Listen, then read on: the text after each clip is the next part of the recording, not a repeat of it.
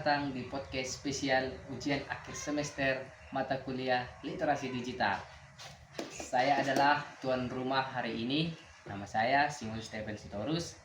Kita akan membahas kasus serius yang terjadi di Universitas Digital terkait pembocoran data besar-besaran. Dengan bintang tamu. Halo guys, nama saya Alfian Saudari Tonang. Kita mulai dengan menjawab memberi pertanyaan-pertanyaan yang diajukan. Pertama-tama, mari kita analisis faktor-faktor yang mungkin menyebabkan terjadinya kebocoran data di Universitas Digital. Sebagai universitas inovatif dengan penggunaan teknologi canggih, sistem digital mereka rentan terhadap serangan beretas yang semakin canggih. Selain itu, mungkin ada kekurangan dalam implementasi keamanan sistem dan pelatihan yang tidak memadai terhadap ancaman keamanan digital. Betul sekali, saudara Simon. Sebelum itu terjadinya kebocoran itu pasti ada penyebabnya. Penyebabnya itu antara lain itu karena keamanan sistem universitas itu sendiri yang lemah. Kemudian kurangnya kesadaran dan literasi digital dari para pekerja-pekerja di universitas tersebut. Kemudian yang ketiga itu ada namanya serangan cyber atau serangan yang berbahaya yang dilakukan oleh individu atau bahasa lainnya itu hacker. Kemudian yang selanjutnya itu adalah pengelolaan data yang buruk. Jadi orang yang bekerja di bagian yang menjaga keamanan di universitas digital itu kurang bagus pengelolaan datanya gitu. Kemudian yang terakhir itu adalah keterbatasan anggaran dari kampus tersebut. Kemudian karena terjadinya kebocoran data ini, maka ada dampaknya bagi mahasiswa dan juga bagi reputasi universitas. Bagi mahasiswa ini, kebocoran data ini dapat menyebabkan data-data pribadi mereka itu disalahgunakan oleh orang lain. Bisa jadi data mereka itu digunakan jadi kepinjol ataupun digunakan oleh orang tersebut untuk pemerasan. Kemudian bagi reputasi universitas, ini akan menyebabkan reputasi universitas tersebut akan buruk di mata masyarakat. Kemudian akreditasi dari kampus tersebut juga akan turun, begitu Bu. Oke, baik. Lanjut ke pertanyaan berikutnya. Bagaimana konsep privasi digital yang berperan dalam kehidupan kampus dan mengapa itu penting untuk dilindungi? Jadi konsep privasi digital di kampus itu semakin penting karena melibatkan menjaga data pribadi mahasiswa, para pekerja dan para tenaga pengajar di kampus tersebut. Kemudian ini mencakup data seperti identitas, riwayat kesehatan, preferensi pribadi, dan informasi akademik lainnya. Kemudian penggunaan platform online untuk proses akademik, administrasi, dan tugas-tugas lainnya membuat privasi digital di kampus semakin penting. Kemudian tanggung jawab etis universitas digital itu mungkin yang pertama itu pengumpulan data itu harus dilakukan secara transparan. Pengumpulan data itu harus dilakukan oleh universitas secara transparan dan terbuka. Kemudian pengelolaan data yang dilakukan oleh universitas itu harus aman.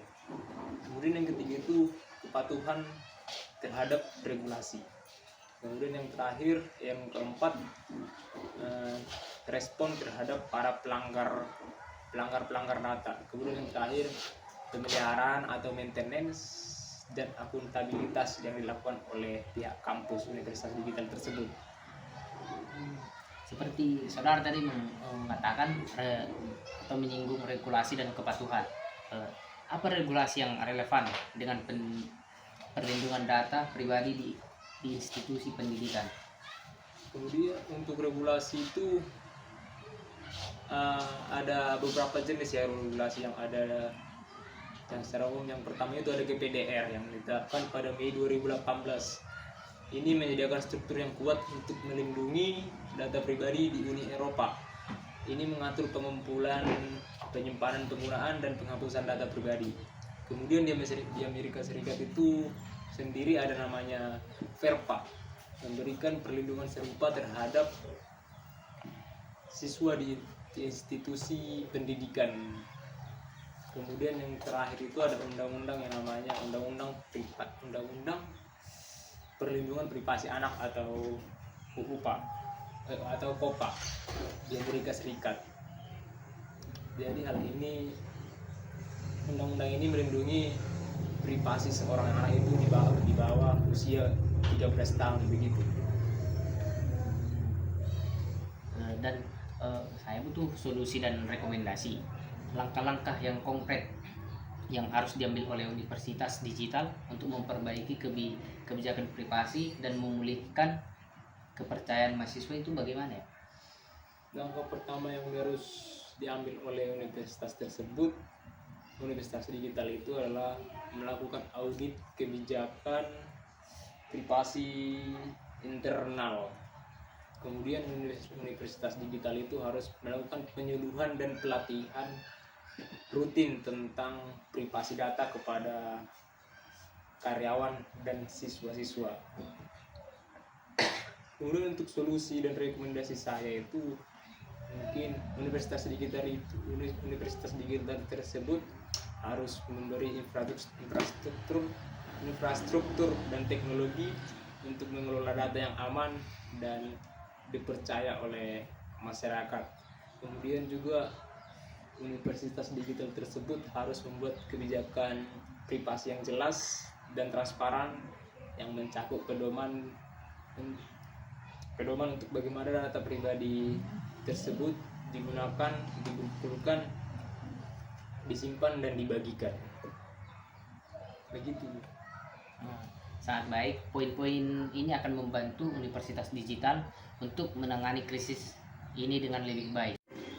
Sangat baik. Poin-poin ini akan membantu universitas digital untuk menangani krisis ini dengan lebih baik. Semoga kedepannya universitas digital dapat mengembangkan atau lebih menjaga privasi kampus seperti data-data mahasiswa, staf dan pekerja lainnya. Ini adalah episode podcast spesial kita untuk ujian akhir semester literasi digital. Terima kasih kepada saudara Alfianson Aritonang untuk berbagi wawasannya yang berharga ini. Jangan lupa penting untuk selalu memperhatikan keamanan data pribadi kita di dunia digital yang semakin kompleks ini. Sampai jumpa pada episode berikutnya.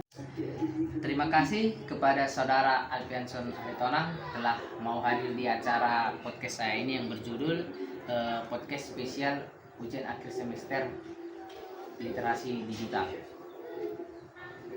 Terima kasih juga saudara Simon. Semoga apa yang telah saya sampaikan tadi dapat dimanfaatkan, dapat berguna lah bagi universitas digital di Indonesia ini. Baik, sampai jumpa di episode selanjutnya. Jangan lupa beli Oriflame gratis ongkir hanya 200 ribuan.